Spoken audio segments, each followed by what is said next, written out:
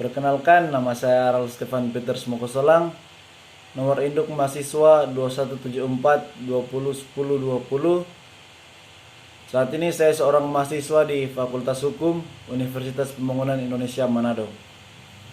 Saat ini saya akan membawakan makalah tentang kekerasan terhadap anak, tugas ujian akhir semester dari mata kuliah Bahasa Indonesia. Anak adalah tumpuan dan harapan orang tua. Anak jugalah yang akan menjadi penerus bangsa ini. Sedianya wajib dilindungi maupun diberikan kasih sayang. Namun fakta berbicara lain. Maraknya kasus kekerasan terhadap anak sejak beberapa tahun ini seolah membalikkan pendapat bahwa anak perlu dilindungi. Begitu banyak anak yang menjadi korban kekerasan keluarga, lingkungan maupun masyarakat dewasa saat ini. Pasal 28B ayat 2 menyatakan bahwa setiap anak berhak atas kelangsungan hidup, tumbuh dan berkembang, serta berhak atas perlindungan dari kekerasan dan diskriminasi. Seperti yang kita tahu bahwa Indonesia masih jauh dari kondisi yang disebutkan dalam pasal tersebut. Berbagai jenis kekerasan diterima oleh anak-anak, seperti kekerasan verbal, fisik, mental maupun pelecehan seksual. Ironisnya, pelaku kekerasan terhadap anak biasanya adalah orang yang memiliki hubungan dekat dengan si anak, seperti keluarga, guru, maupun teman sepermainannya sendiri. Tentunya ini juga memicu trauma pada anak. Misalnya menolak pergi ke sekolah setelah tubuhnya dihajar oleh guru sendiri. Kondisi ini amatlah memprihatinkan, namun bukan berarti tidak ada penyelesaiannya. Tentunya kita semua tidak ingin negeri ini dipimpin oleh pemimpin bangsa yang tidak menyelesaikan kekerasan terhadap rakyatnya. Persoalannya adalah sejauh mana hukum atau perundang-undangan Indonesia mengapresiasi terhadap fenomena tersebut, baik terhadap perbuatan, pelaku maupun anak sebagai korban kekerasan. Berikut adalah pengertian anak menurut undang-undang. Dalam pengertian dan batasan tentang anak sebagaimana dirumuskan dalam pasal 1 butir 1 Undang-Undang Nomor 23 Tahun 2002, ini tercakup dua isu yang penting yang menjadi unsur definisi anak, yakni yang pertama, seorang yang belum berusia 18 tahun. Dengan demikian, setiap orang yang telah melewati batas usia 18 tahun, termasuk orang yang secara mental tidak cakap, dikualifikasi sebagai bukan anak, yakni orang dewasa. Dalam hal ini tidak dipersoalkan apakah statusnya sudah kawin atau tidak. Kedua, anak yang masih dalam kandungan.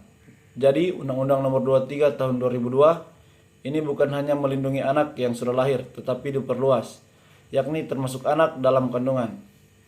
Pengertian dan batasan usia anak dalam Undang-Undang Nomor 23 Tahun 2002 bukan dimaksudkan untuk menentukan siapa yang telah dewasa dan siapa yang masih anak-anak. Sebaliknya, dengan pendekatan perlindungan, maka setiap orang yang berusia di bawah 18 tahun selaku subjek hukum dari Undang-Undang Nomor 23 Tahun 2002 mempunyai hak atas perlindungan dari negara yang diwujudkan dengan jaminan hukum dalam Undang-Undang Nomor 23 Tahun 2002. Pengertian kekerasan terhadap anak. Menurut Sutanto tahun 2006, kekerasan anak adalah perlakuan orang dewasa atau anak yang lebih tua dengan menggunakan kekerasan atau otoritasnya terhadap anak yang tak berdaya, yang seharusnya menjadi tanggung jawab dari orang tua atau pengasuh, yang berakibat penderitaan, kesengsaraan, cacat atau kematian. Menurut Hoisin, melihat kekerasan anak sebagai bentuk pelanggaran terhadap hak-hak anak dan di banyak negara dikategorikan sebagai kejahatan, sehingga untuk mencegahnya dapat dilakukan oleh para petugas hukum. Faktor-faktor penyebab terjadinya kekerasan terhadap anak.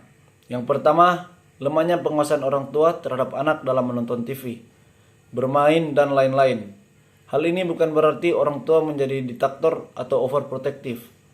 Namun, maraknya kriminalitas di negeri ini membuat perlunya meningkatkan kewaspadaan terhadap lingkungan sekitar. Yang kedua, anak mengalami cacat tubuh, gangguan tingkah laku, autisme, atau terlalu lugu. Yang ketiga, kemiskinan keluarga. Yang keempat, keluarga pecah akibat perceraian, ketiadaan ibu dalam jangka panjang. Yang keempat, keluarga yang belum keluarga yang belum matang secara psikologis, ketidakmampuan mendidik anak, anak yang tidak diinginkan atau anak lahir di luar nikah. Yang keenam, pengulangan sejarah kekerasan orang tua yang dulu sering memperlakukan anak-anaknya dengan pola yang sama. Yang ketujuh, kondisi lingkungan yang buruk atau keterbelakangan. Yang kedelapan, kesibukan orang tua sehingga anak menjadi sendirian bisa menjadi pemicu kekerasan terhadap anak. Yang kesembilan, kurangnya pendidikan orang tua terhadap anak. Bentuk kekerasan terhadap anak. Yang pertama, kekerasan fisik. Yang kedua, kekerasan secara verbal. Yang ketiga, kekerasan secara mental. Yang keempat, pelecehan seksual. Dampak kekerasan pada anak. Yang pertama, agresif. Umumnya ditujukan saat anak merasa tidak ada orang yang bisa melindungi dirinya. Saat orang yang dianggap tidak bisa melindunginya itu ada di sekitarnya, anak akan langsung memukul atau melakukan tindak agresif terhadap si pelaku. Tetapi tidak semua sikap agresif anak muncul karena telah mengalami tindak kekerasan. Yang kedua, murung atau depresi. Kekerasan mampu membuat anak berubah drastis, seperti menjadi anak yang memiliki gangguan tidur dan makan. Bahkan disertai penurunan berat badan, ia akan menjadi anak yang pemurung, pendiam dan terlihat kurang ekspresif. Yang ketiga, mudah menangis. Sikap ini ditunjukkan karena anak merasa tidak nyaman dan aman dengan lingkungan sekitarnya. Yang keempat, melakukan tindak kekerasan terhadap orang lain. Dari semua ini, anak dapat melihat bagaimana orang dewasa memperlakukannya. Ia belajar dari pengalamannya, kemudian bereaksi sesuai dengan apa yang dia alami.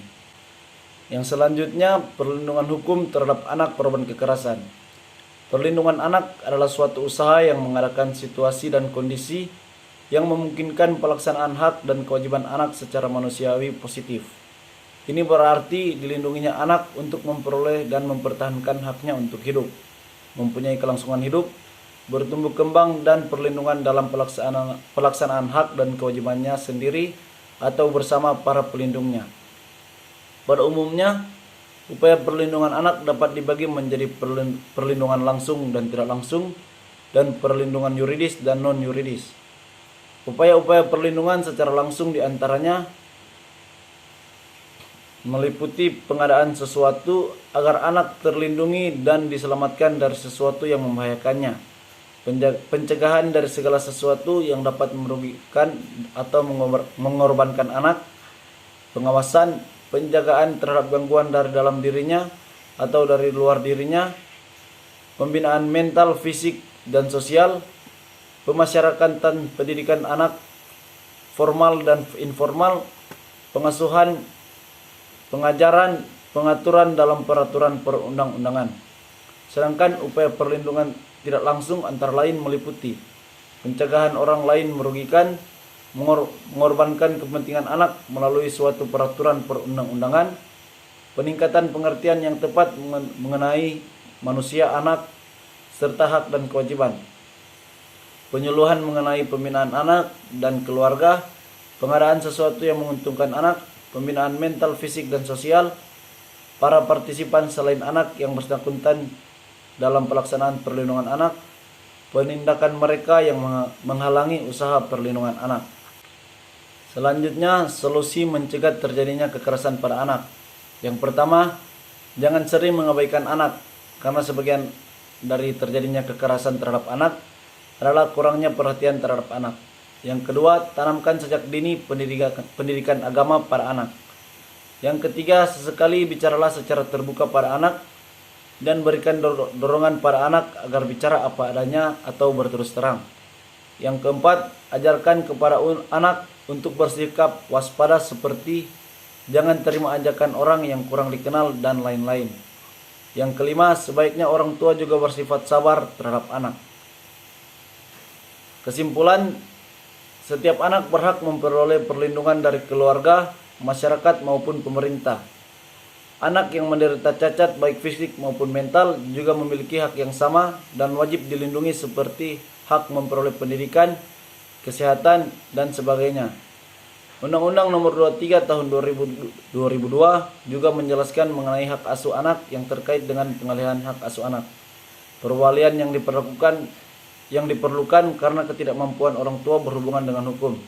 Pengangkatan anak yang sangat memprihatinkan kepentingan anak, serta penyelenggaraan perlindungan dalam hal agama, kesehatan, pendidikan, sosial, dan perlindungan khusus. Saran, undang-undang ini telah dibuat dengan baik dan memperhatikan atau peduli terhadap hak-hak anak. Namun pemerintah kurang mensosialisasikan dan merealisasikan isi undang-undang ini. Pemerintah dan masyarakat kurang berperan dalam menjalankan undang-undang ini, sebab anak masih dalam pengawasan dan pengasuhan keluarga, jadi pihak lain belum menjalankan tanggung jawab seperti yang telah tercantum di atas. Demikian makalah saya tentang kekerasan terhadap anak, dan kiranya kita semua dapat melindungi anak dengan baik dan menjauhi segala kekerasan-kekerasan yang dapat merusak mental kepribadian daripada anak tersebut.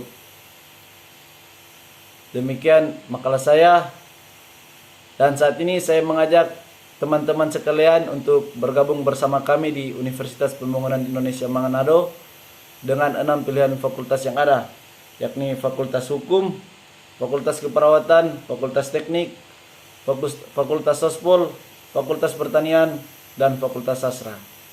Terima kasih.